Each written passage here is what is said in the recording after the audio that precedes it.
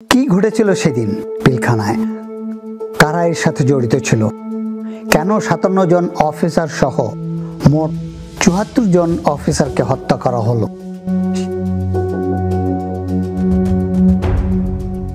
BDR বিদ্রোহ নিয়ে এবার মুখ খুলেছেন সাবেক সেনাপ্রধান জেনারেল মইনুল আহমেদ। ২০০৯ সালের ২৫ ফেব্রুয়ারি রাজধানীর বিডিআর সদর দপ্তরে সেদিন কি হয়েছিল এবং সরকার ও সেনাবাহিনীর কেমন ভূমিকা ছিল তা তিনি তুলে ধরেন। ২৫ সেপ্টেম্বর বৃহস্পতিবার মইনুল আহমেদ তার নিজের ইউটিউব চ্যানেলে প্রায় আধা ঘন্টার ভিডিও পোস্ট করেন। শুরুতে তিনি উল্লেখ করেন, বিদ্রোহের ১৫ বছর ধরে আমরা শুধু সরকারের কথাই শুনেছি, প্রকৃত ঘটনা অনেক কিছুই আমাদের জানা নেই এবং জনগণও জানতে পারেনি। তৎকালীন আওয়ামী লীগ সরকার বিডিআর বিদ্রোহের তদন্তে আদালত বা সেনাবাহিনীকে সহযোগিতা না করার অভিযোগ করে তিনি বলেন, বিডিআর বিদ্রোহে আমি যখন তদন্তের আদেশ দেই তখন আমাকে বলা হয়, যখন সরকার এই বিষয়ে তদন্ত করছে তখন আমাদের এর প্রয়োজনটা কি। যখন আমি সেনাবাহিনীর পক্ষ থেকে আদেশ দিয়েছি তদন্ত আদালতের, তখন আমাকে বলা হলো যে সরকার যখন তদন্ত আদালত করছে তখন আবার সেনাবাহিনীর পক্ষ থেকে এই আদালতের প্রয়োজনটা কি। তদন্ত আদালত করবেন, ব্রিগেড কমান্ডার করবেন, প্রয়োজন হলে ডিপ কমান্ডারও করতে পারেন। তদ্রূপ আমিও আমার ৫৭ জন অফিসার হারিয়েছি। আমি মনে করি আমার দায়িত্ব, আমার জানার প্রয়োজন আছে, পুরো সেনাবাহিনী জানার প্রয়োজন আছে কেন তাদেরকে হত্যা করা হলো এবং এই হত্যা করার কারণ আমাকে বের করতে হবে।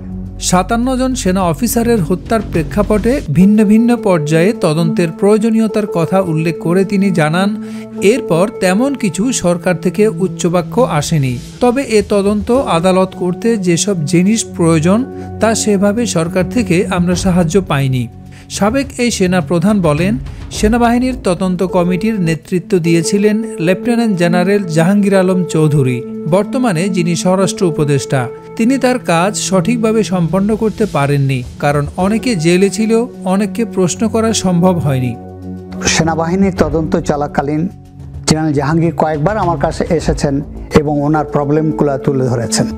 তিনি বলেন, সাবেক স্বরাষ্ট্রমন্ত্রী সাহারা খাতুন জানতেন অফিসার্স এবং পরিবারদের কোয়ার্টার গার্ডে বন্দী করে রাখা হয়েছে, কিন্তু তিনি তাদের মুক্তির ব্যাপারে কোনো উদ্যোগ নেননি এবং তাদের সম্পর্কে খোঁজ খবরও নেননি।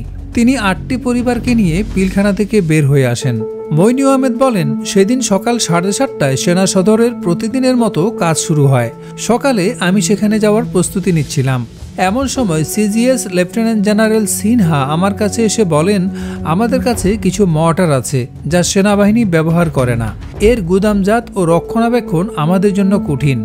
বিডিআর এগুলো ব্যবহার করে, এগুলো তারা নিয়ে গেলে আমাদের উপকার হবে। পরে আমি বিডিআরের ডিজি জেনারেল শাকিরের সঙ্গে কথা বললে তিনি সেগুলো নিতে রাজি হন। আমার বিশ্বাস তিনি তখনও পর্যন্ত এই বিদ্রোহ সম্পর্কে কিছুই জানতেন না। এরপর আমি আরসিজিএস মিটিংয়ের জন্য যাই। 9টায় সেই মিটিং শুরু হয়। আমরা সবাই তখন ব্যস্ত হয়ে পড়ি সেখানে। 9:30টায় আমার প্রিন্সিপাল সেক্রেটারি কর্নেল ফিরোজ রুমে প্রবেশ করেন এবং আমাকে বলেন, পিলখানায় গন্ডগোল হচ্ছে, আপনার দিক নির্দেশনা প্রয়োজন। কিছুক্ষণ পর আমি প্রধানমন্ত্রী শেখ হাসিনার সঙ্গে কথা বলার চেষ্টা করি, কিন্তু ফোন ব্যস্ত পাই। তিনি বলেন, সামরিক গোয়েন্দারা তখন আমাকে পরিস্থিতি সম্পর্কে জানালে পরিস্থিতির ভয়াবহতা উপলব্ধি করে আমি তখন সময় বাঁচাতে কারো নির্দেশ ছাড়া আরেকটি ব্রিগেডকে অপারেশনের জন্য প্রস্তুত হতে নির্দেশ দেই।